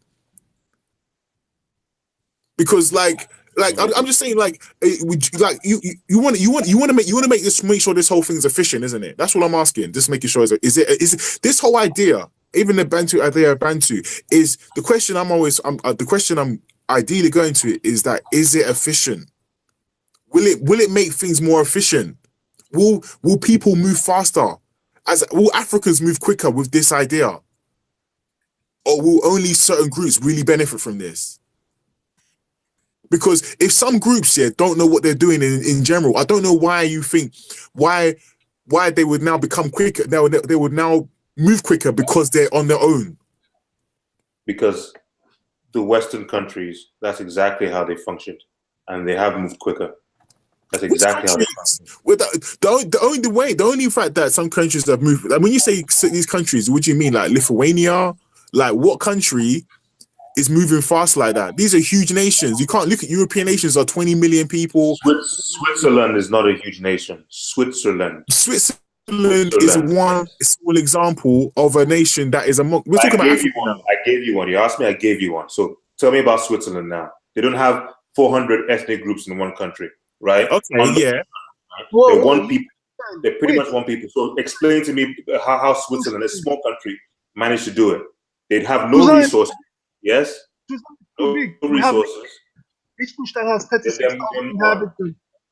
Liechtenstein has 36,000 inhabitants, and I don't think they're bigger than Otubo. Liechtenstein is a nation between Austria and Switzerland. It's a small nation. They have Okay. 1,000 inhabitants. That's it. 36,000 inhabitants. They have the largest per capita GDP in Europe. Very rich country, and they're Micronesia, and they're a nation. You know, they're a nation. Mm-hmm.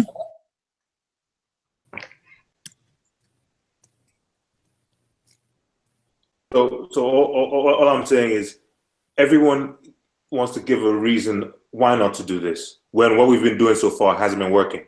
So why not just try something else? And I'm giving examples of countries that have smaller groups with less diversity as nations and are doing just fine.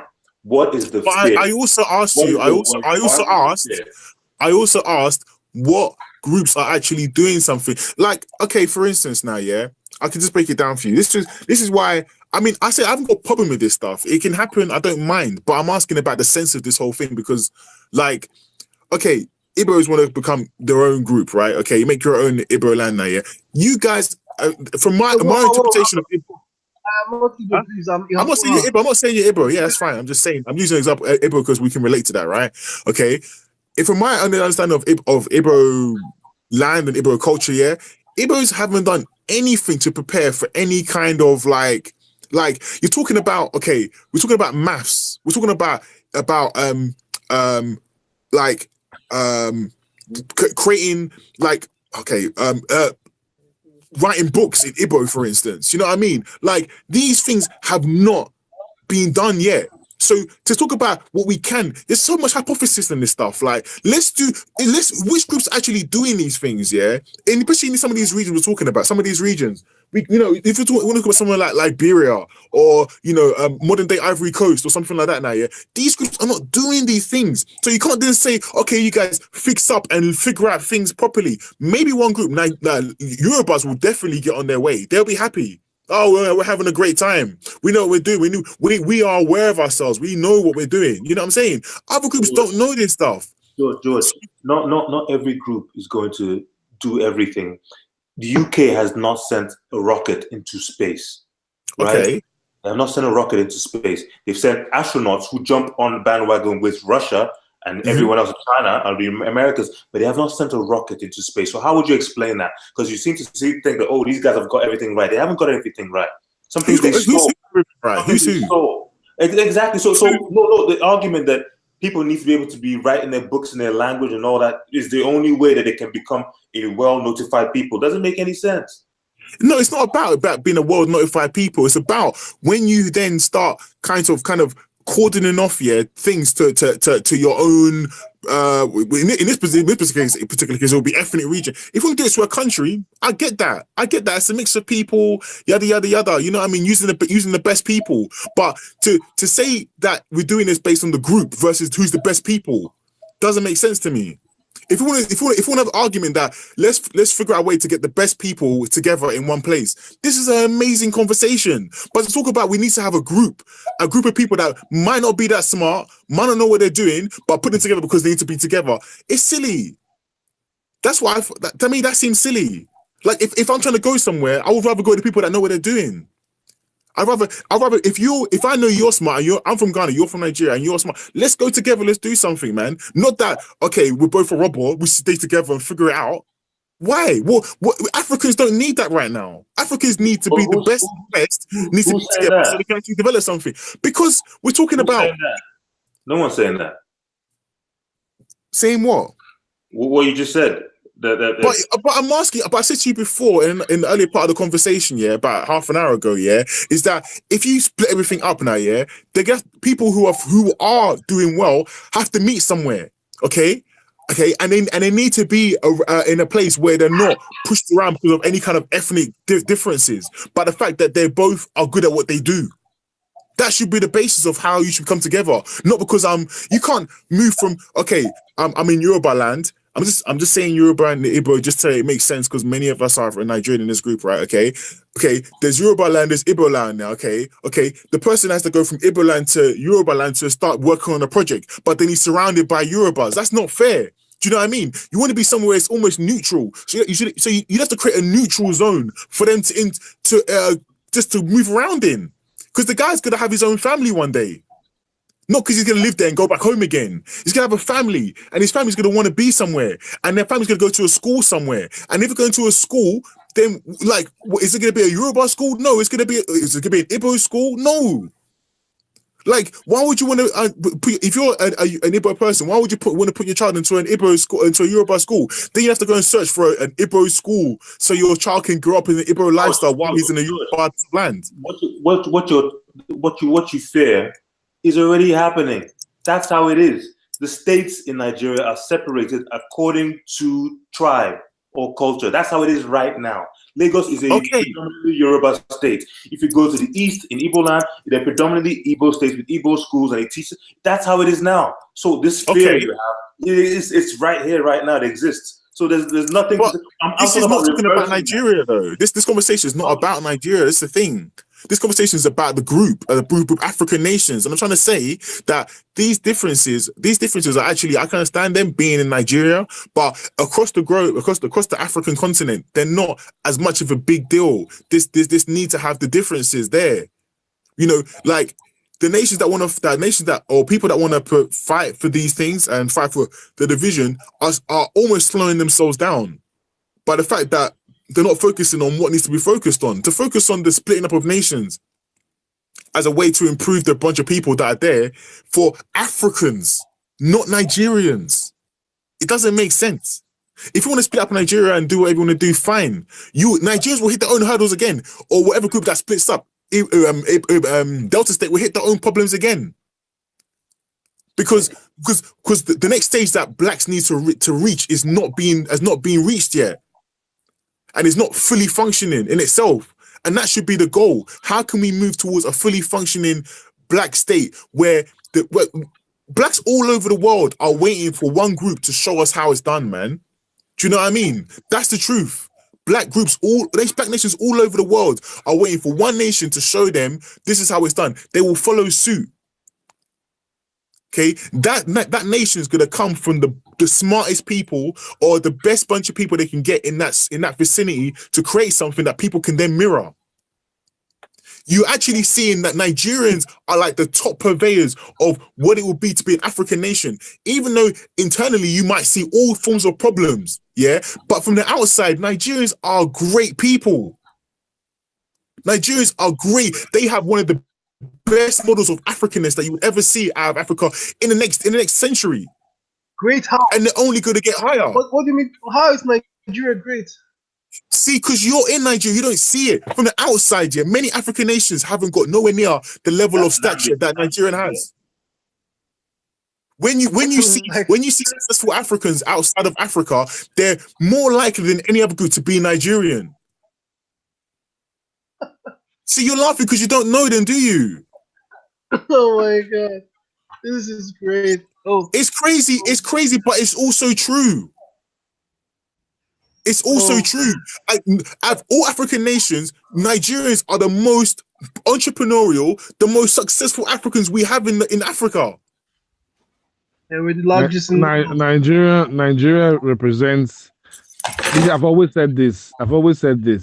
Yeah, Nigeria, regardless of how malfunctioned, how malnourished, how deformed, how chaotic, how corrupt, how defective, whatever kind of negative vocabulary you can come up with, Nigeria represents. If there's any country in the world, both in Africa and in the diaspora, including the Caribbean, yeah, if there's any country that has the potential to become that beacon that all black people around the world will look up to, that country is Nigeria.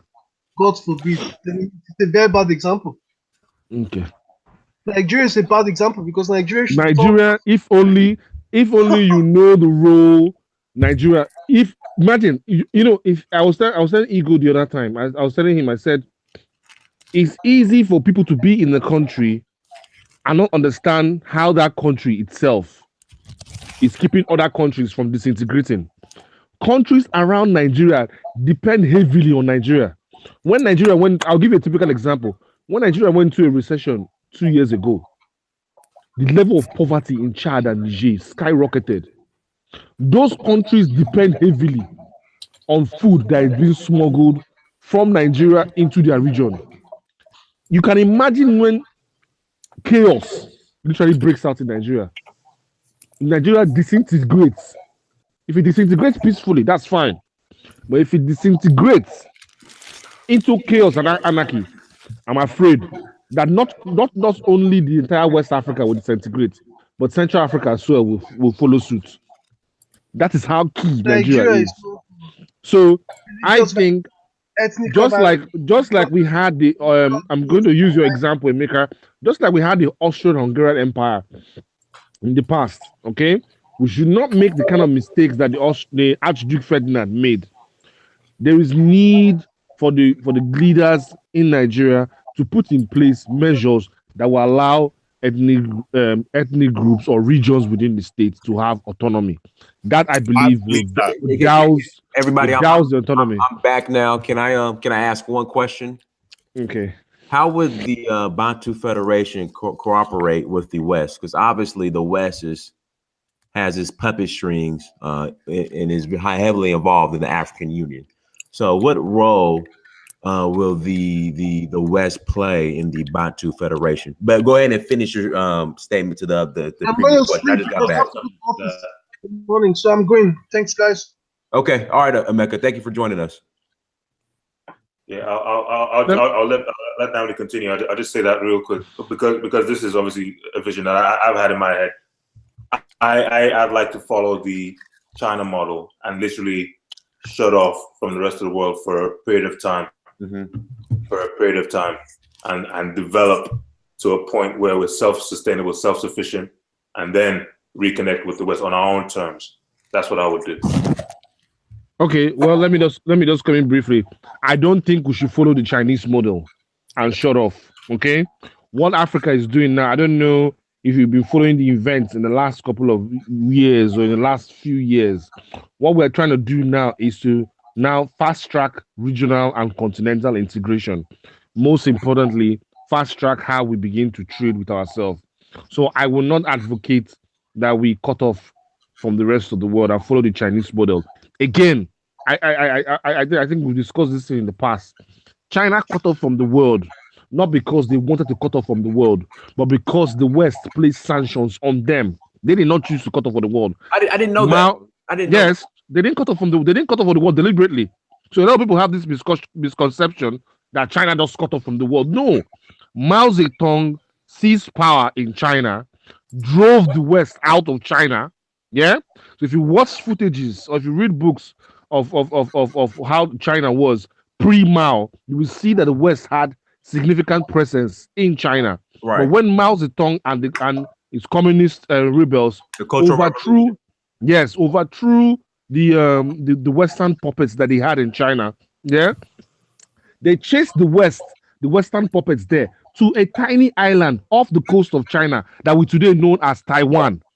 Okay, so they fled to that island and they sought refuge there. The West then recognized that tiny island, Taiwan, as the Republic of China. Okay, that they recognized them as China. So they didn't even recognize mainland China as China. They recognized the leaders in Taiwan as China and they continue to trade with them. Okay, so Mao, most sanctions was placed on China for 20 years. Until Nixon went to Beijing in 1971 to meet Mao. That was when the West then resumed trade and business and diplomatic discussions with China. So China did not cut off from the West. Okay, they did not. Sanctions were placed on the West. I will not advocate the same model. I will say let's consolidate on how we are going to move towards regional integration and how we can trade with ourselves. A continental free trade area was created last week, I believe. Okay, this is geared towards boosting trade. Okay, Africa, the way it's structured in such a way that resources are supposed to be extracted from it. So it's not structured to grow. What we are trying to do now is to position the continent so that the continent can grow for itself and its people. Thank you. What about from a military? I would say from a military point of view. Now, again, just out of clarification, Northern Africa, including Ethiopia, Eritrea, Somalia, are they part of the Bantu Federation? Yes or no? So Morocco, Algeria, even Mauritania, because I know they're heavily Arab influenced. Well, but that's not really considered Northern Africa. But the Northern Africa, Tunisia, those Northern African countries, are they included in the Bantu Federation? No. Okay, so if we have a situation like in Libya, like we had a couple years ago with Gaddafi, and the West decides it's time for a Gaddafi type leader or a leader in North Africa to go, do we get involved or do we let the West do what they do? The problem with the African Union and Africa having a formidable force is down to funding. Funding remains one of the problems the African Union has. Okay, a lot of the countries in the African Union do not pay their dues. So the African Union, as we know today, is largely being funded by a handful of countries, and it depends heavily on external funding. So, for example, the African Union headquarters in Addis Ababa we have today was built by the Chinese. Right. And not too long ago, we read in the papers that bugs were found on the computers in Addis Ababa. So essentially, the Chinese were using the computers that they donated to the secretariat in Addis Ababa to spy on Africa. And I want to say China's building what, an ECOWAS headquarters too, or they're building something else. Yeah, they did say they were going to help to build ECOWAS, but I don't know if that's been action. Yeah, but you're right. I did read in the papers that they suggested we have the current ECOWAS secretariat in Abuja, though. It's big, so I don't know if the Chinese are going to build another one. But yeah, Chinese were essentially spying on African leaders on the secretariat that they help the Africans build. Again, this is largely due to funding. When you have an organization that's supposed to be getting funding, robust funding from 54 to 55 of its members, the funding is not flowing. It creates a vacuum for foreign powers and foreign organizations to begin to maneuver its objectives and its overall direction. So that's what we see in the African Union today. That's why we see the African Union is not a largely effective organization. That's what we see, most importantly, when Gaddafi, when it was time for Gaddafi, when Gaddafi fell, instead of the African Union to step in and prevent NATO and the West from coming in, they largely couldn't do anything. They created a vacuum, or combined with the fact that the continent has a plethora of inept leaders. We couldn't do anything, and then the NATO went in there and just took out Gaddafi.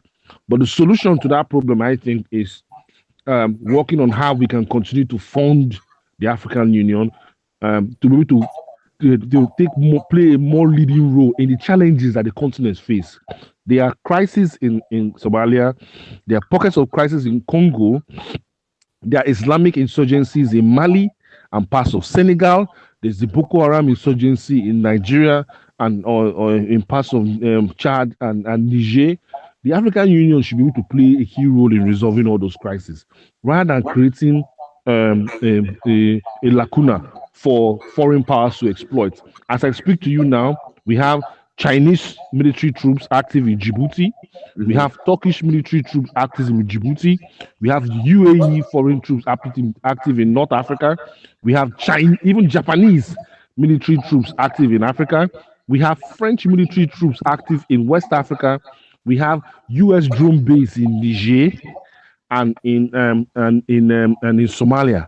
So all this, even India has a base. India.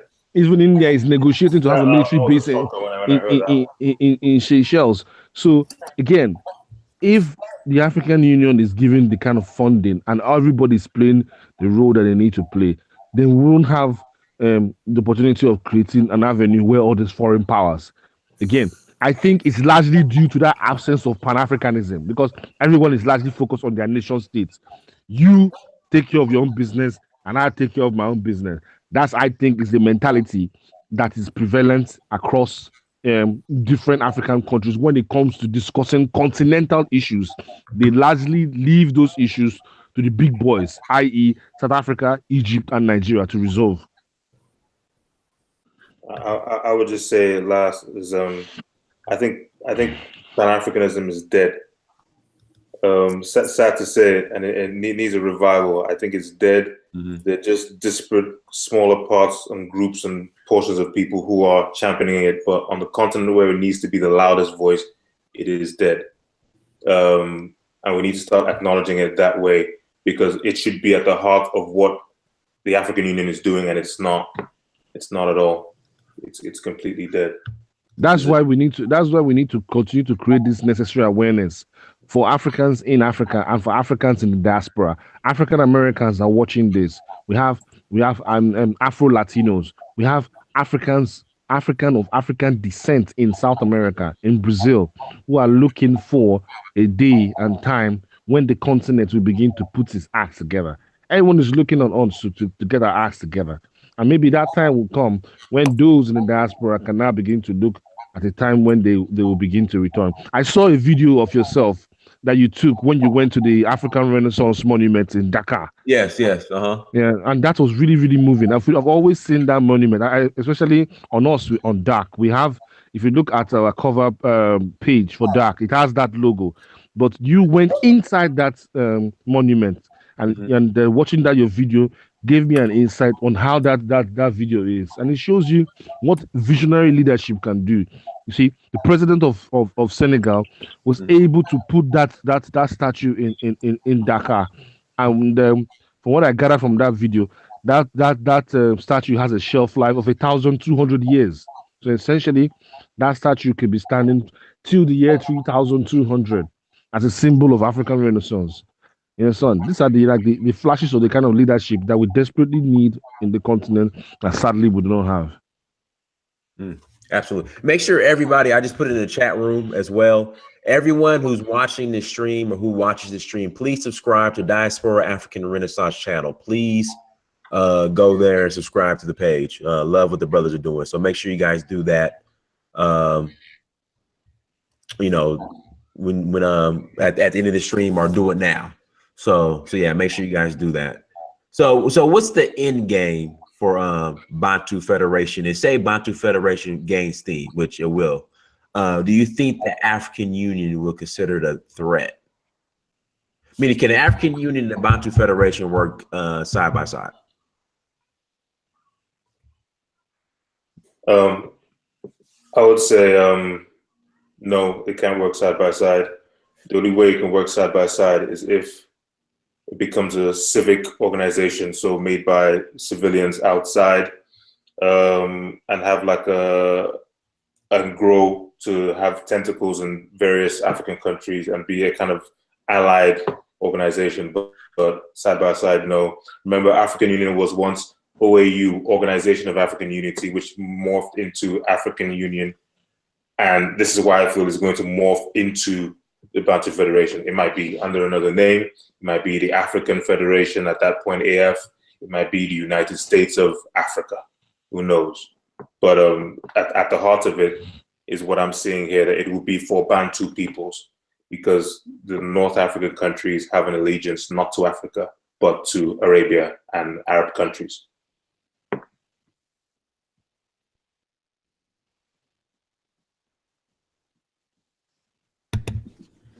All right, cool, man. I mean, everyone, thank you so much for joining us. Let's see if we have any questions in the chat room. Did anybody want to follow up with that to that question at all?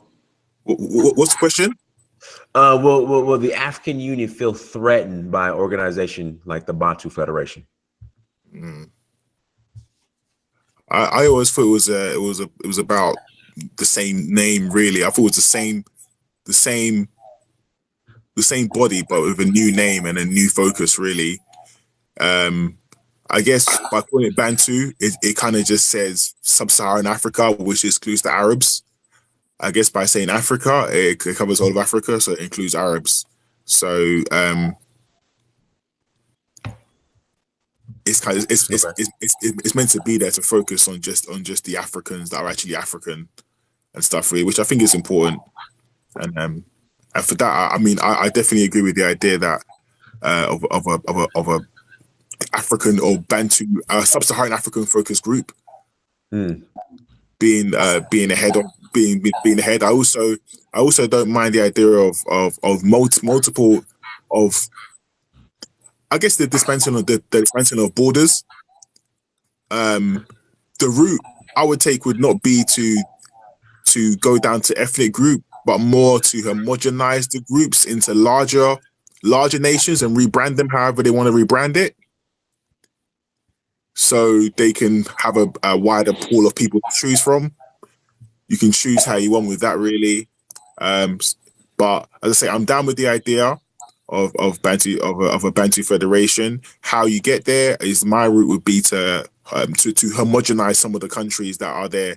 So some of the smaller nations work or become part of the bigger nations.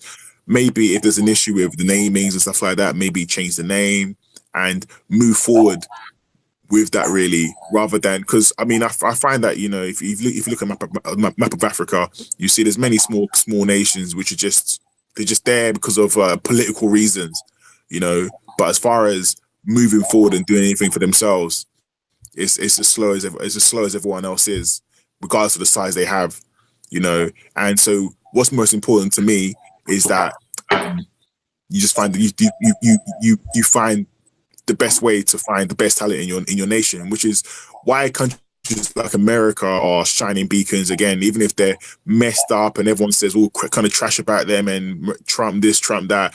You go to America. America's a great nation. You know this, I know this, you know, and part and parcel of that is the fact that it allows a lot of talent to rise up to the front, you know. And if we want to be a balanced African nation, we have to find ways to bring the talent to the forefront.